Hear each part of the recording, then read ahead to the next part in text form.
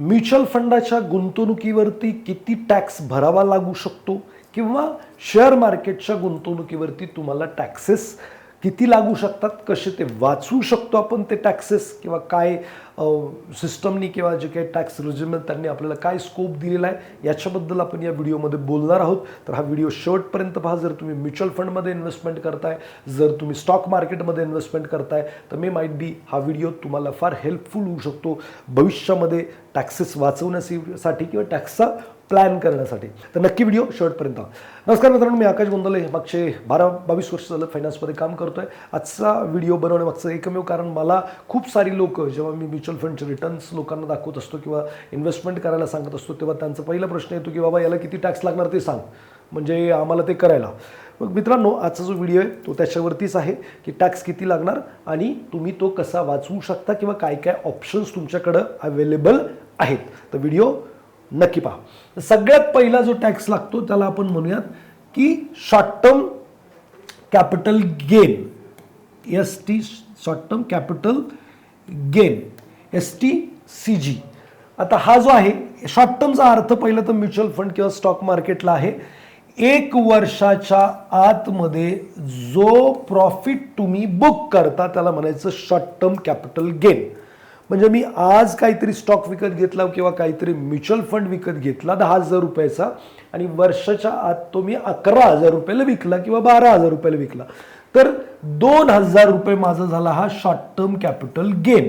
याच्यावरती मला टॅक्स भरायला लागतो, तो म्हणजे आहे 20%.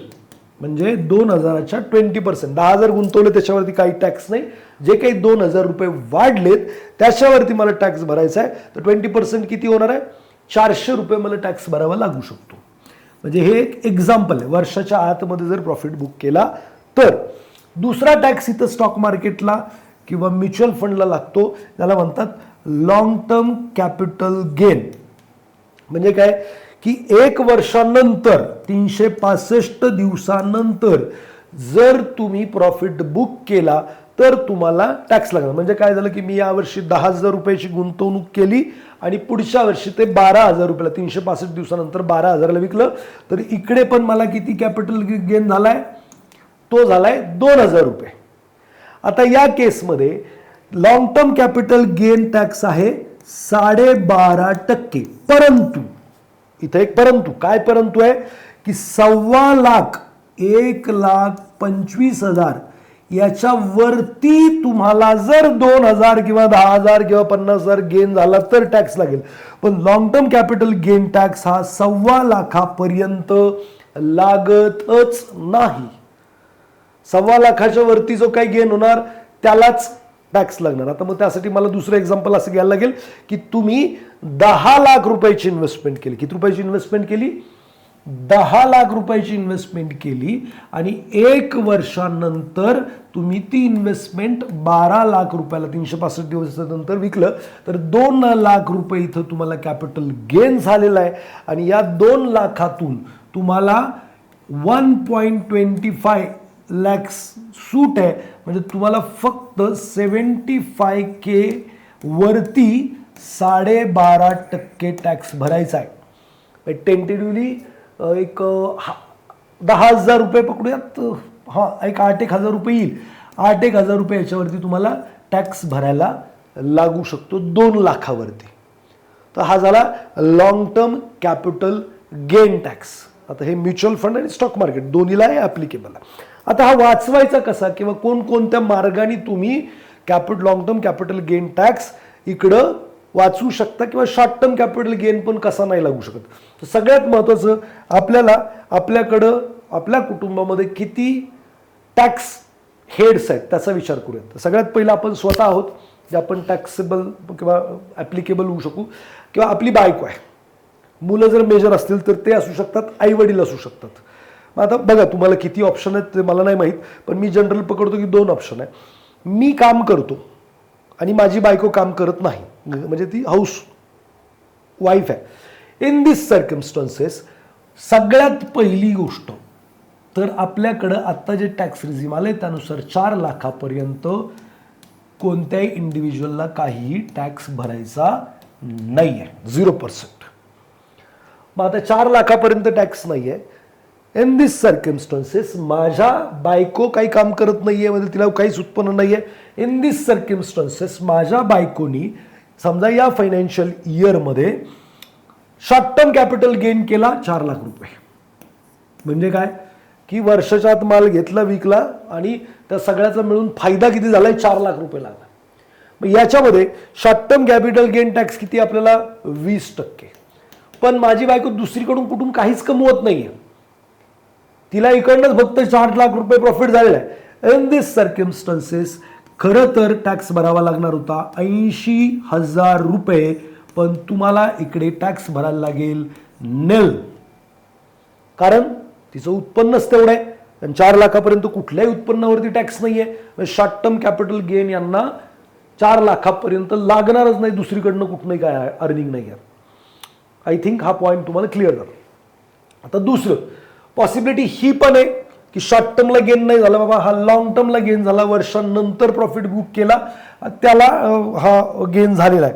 मग काय करता येईल, तर लॉंग टर्म कॅपिटल गेन झाला समजा 4 लाख रुपये, तर आपल्याला किती 1.25 लाखापर्यंत टॅक्स नाही लागत आहे पहिला तर.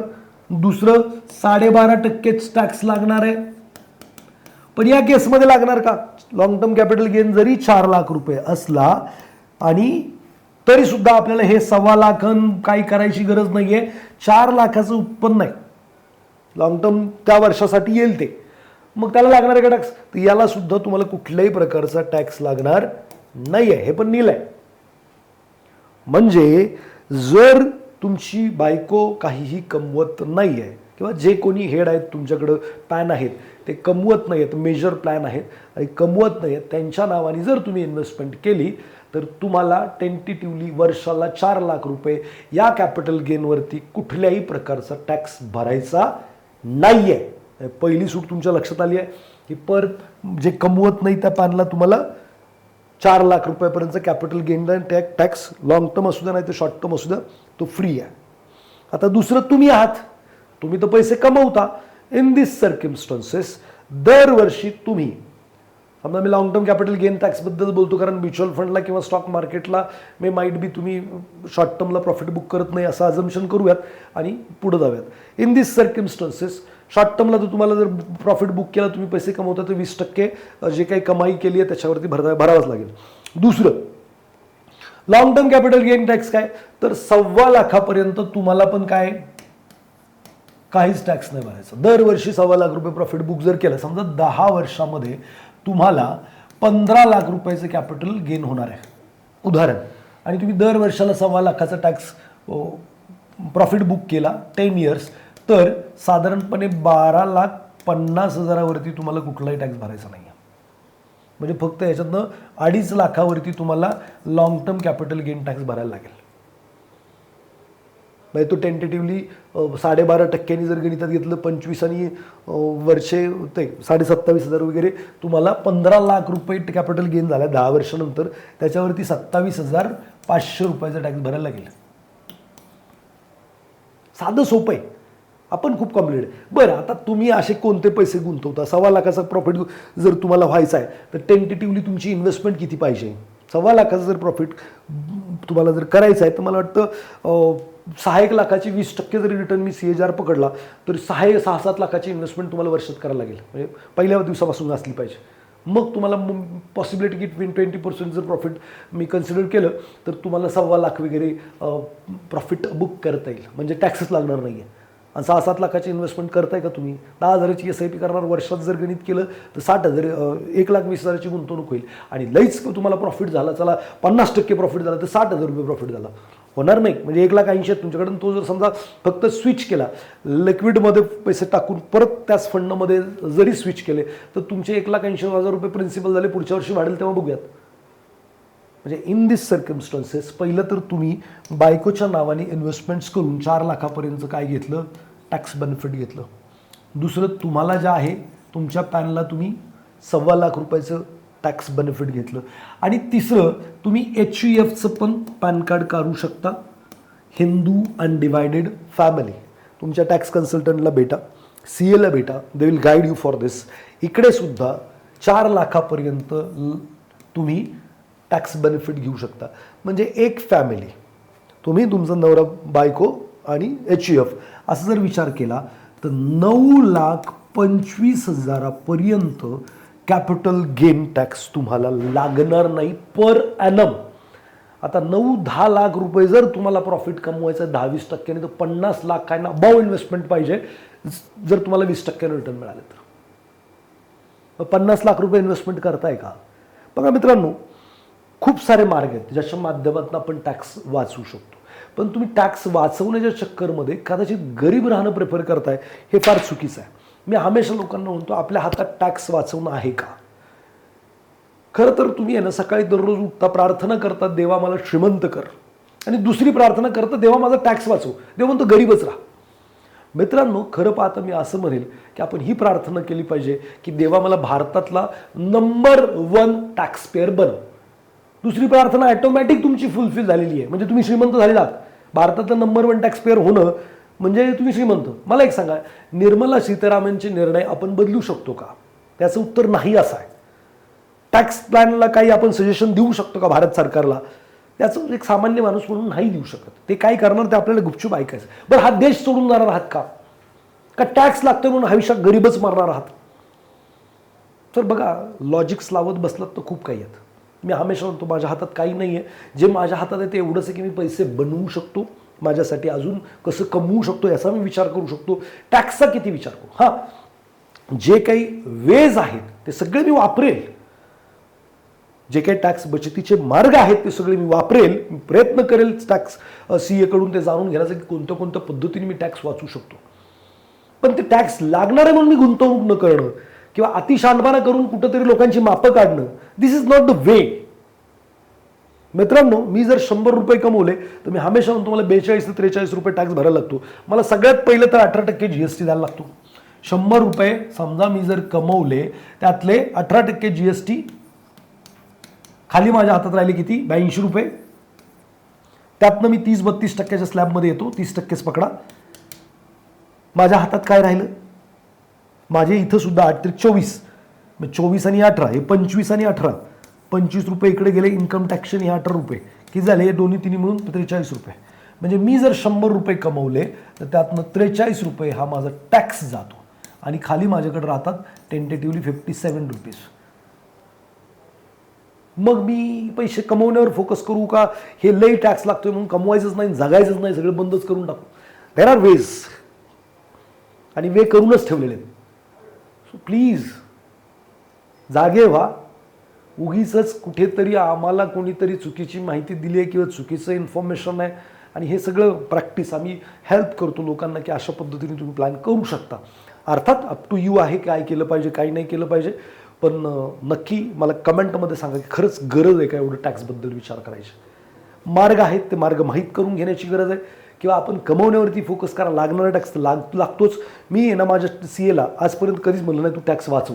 मी सरळ म्हणतो जो काही लागतो, जो काही लिगल आहे तो भरून टाक. डोक्याला ताप करू नको, माझ्याही नको तुझ्याही नको. बरं, ही एक देश सेवा आहे असं मी म्हणेन. मोदीजी म्हणत असतात की काय करदाता राष्ट्र निर्माता वडेवर जे काही आता जे करदाता आहेत त्यांचा काहीतरी मोदींनी सरांनी विचार करावा असं मी म्हणू शकतो की बाबा प्रत्येकाला उत्साह वाटावा टॅक्स भरण्याचा किंवा टॅक्स भरून खरंच मी देश सेवा करतोय अशी फिलिंग भावना निर्माण व्हावी असं काहीतरी करावं किंवा त्यांना काहीतरी VIP ट्रीटमेंट द्यावी जे चांगला टॅक्स भरतात त्यांना. मे माईट बी सगळीच लोक टॅक्स भरतील, कमवण्यावरती फोकस करतील. टॅक्स भरणं म्हणजे काहीतरी अपराध किंवा लईच काहीतरी नुकसान होतं आहे ही जी भावना आहे ती फार चुकीची आहे. तर मित्रांनो, हे जे मार्ग आहेत तुम्हाला कसे वाटले याच्याबद्दल नक्की मला कमेंट बॉक्समध्ये सांगा. जे लोक टॅक्सचा विचार करून इन्व्हेस्टमेंट्स करत नाही आहेत किंवा पैसे कमवण्याला थांबलेले आहेत अशा लोकांना हा व्हिडिओ नक्की फॉरवर्ड करा. आणि वेल्थ क्रिएशन रिलेटेड, टॅक्स बचतीच्या रिलेटेड किंवा तुम्हाला आर्थिक साक्षरता, शेअर मार्केट असेल, म्युच्युअल फंड असेल याच्याबद्दल अधिकची माहिती असेल तर मी खूप सारे वर्कशॉप घेत असतो ज्याच्या माध्यमातून मी आजपर्यंत हजारो लोकांना आर्थिक साक्षर केलं आहे, वेल्थ क्रिएशन करण्यासाठी मदत केली आहे. जर तुम्हाला त्यात इंटरेस्ट असेल, अजून कोणत्या विषयाबद्दल तुम्हाला सखोल ज्ञान पाहिजे असेल फायनान्सचा तर नक्की माझ्या अपकमिंग वर्कशॉपला तुम्ही अटेंड करू शकता. त्याची लिंक जी आहे ती डिस्क्रिप्शनमध्ये खाली दिलेली आहे. माझ्या टीमशी तुम्ही बोलू शकता आणि अधिक माहिती घेऊ शकता. धन्यवाद.